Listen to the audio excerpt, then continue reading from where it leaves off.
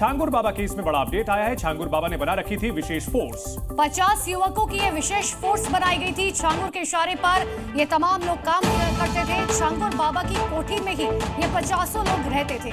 तो सोचिए 50 लोगों की एक मिलिशिया उसने बना रखी थी, अपनी विशेष फोर्स से बना रखी थी, जो उसके इशारे पर धर्मांतरण के काम में उसकी मदद किया करते थे। और 50 लोगों की विशेष फोर्स बनाई हुई थी।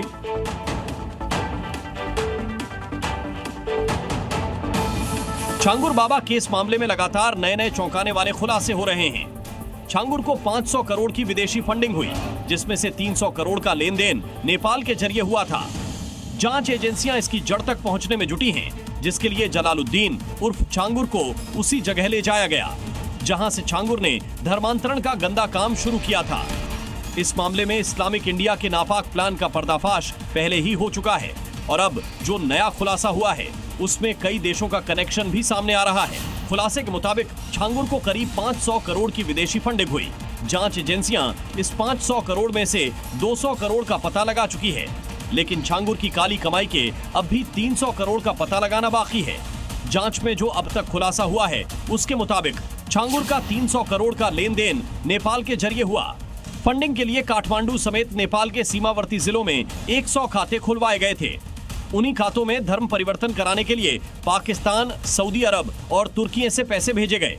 इसमें शामिल एजेंट 5% कमीशन लेकर नेपाल के खातों से पैसे निकालकर छांगुर तक पहुंचा देते थे।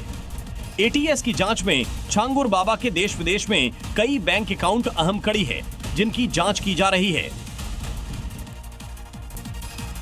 बीजेपी के विधायक नितेश राणे का एक नया बयान सामने आया। एक कार्यक्रम में नितेश राणे ने कहा कि गोल टोपी पहनने वाले और दाढ़ी रखने वालों ने मुझे वोट नहीं दिया, मैं हिंदुओं के वोट से विधायक बना हूं।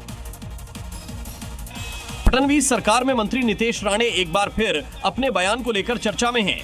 मुंबई में एक कार्यक्रम के दौरान उन्होंने कहा कि गोल टोपी लगाने वाले उन्हें वोट नहीं देते हैं, वे हरे सांप हैं। नितेश राणे यहीं नहीं रुके, उन्होंने कहा वो केवल हिंदू मतदाताओं के कारण चुनाव जीतकर आए हैं और राज्य सरकार में मंत्री बने हैं।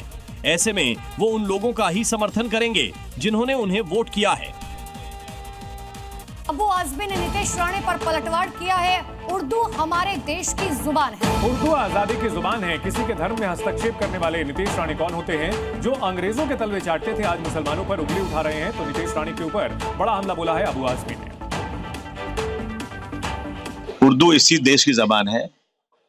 उर्दू अगर आप पुराने कागजात देखेंगे तो जितने भी लैंड के पेपर्स हैं, मैंने कल भी कहा था कि गांधी जी की हत्या का एफआईआर पूरा उर्दू में लिखा गया था। आज़ादी के पहले तक ये उर्दू इस देश की भाषा थी और इसी देश में पैदा हुई है, ये बाहर से नहीं आई है। नितेश राणे जी कौन होते हैं हमको बोलने वाले? क्या मैं इनसे कहूँ कि आप जो है आपका जो धर्म पुस्तक है वो आप जो है मराठी में पढ़िए और उसको संस्कृत में मत पढ़िए या जिसमें लिखी मत पढ़िए। Zee News।